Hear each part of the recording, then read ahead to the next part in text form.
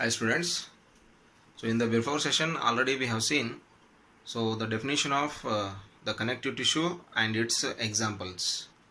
So in that examples list, already we have seen the blood, the bone, the cartilage, the tendons, the ligaments and so on. So like that. So here only now we are going to discuss about the one of the very important connective tissue, that is the blood. So here already we know that the blood is the very important component in our body. So that is going to play a very important role of supplying the materials to each and every single cell of our body.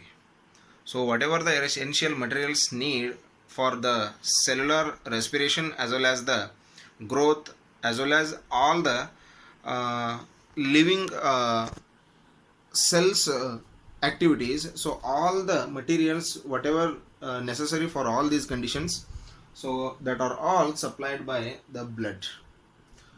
So already we discussed and we have very well known about the blood. So it contains the three different varieties of the cells in it, along with the plasma. So the blood contains the RBC, WBC and platelets. Along with the plasma, so here the blood contains RBC, WBC and platelets. So RBC is nothing but red blood cells, WBC white blood cells are corpuscles, we can say red blood corpuscles, white blood corpuscles and platelets. So here, so the function of RBC is supply of oxygen to each and every single cell. So the supply of oxygen to each cell, that is the function of RBC. And the second one is WBC. So WBC, that is white blood cells. So that is the very important function of this WBC is it is going to fight against the germ cells. So the foreign bodies which are coming inside the bodies, or the foreign cells, or the outside the waste materials which are coming, or the poisonous substances which are entering our body. So it is going to verify either it is good or bad to our body. So if it is good, it will allow. So if it is bad, if it is dangerous, if it is a disease causing material, so it is going to stop its entry. So it is going to kill. If suppose the bacterial cells, the viral cells, if they are going to enter our body, so these are going to play a role of a security guard in our body. So they are going to stop the entry of the unwanted materials to our body. So the next one, that is the platelets. So platelets are the cells which are going to play a very important role, that is the blood clotting. So when our body gets any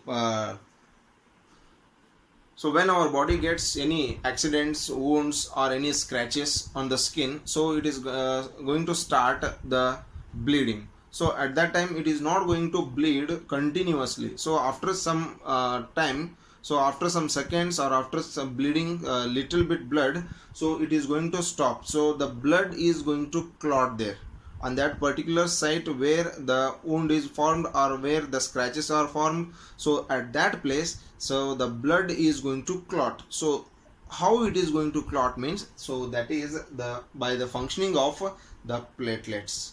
Only because of the function of the platelets, the blood is going to clot at the particular point where it is get the injury.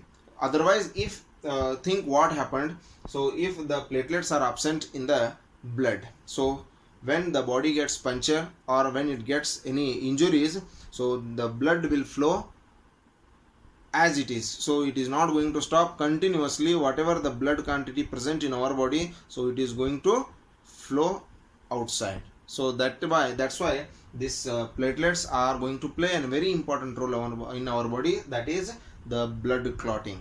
So here RBCs are going to supply the oxygen, WBCs they are going to fight against the germ cells, and again the platelets they are going to the cells which are going to clot the blood. So along with these three important cells in the blood, we can see the other components like the salts, proteins and hormones.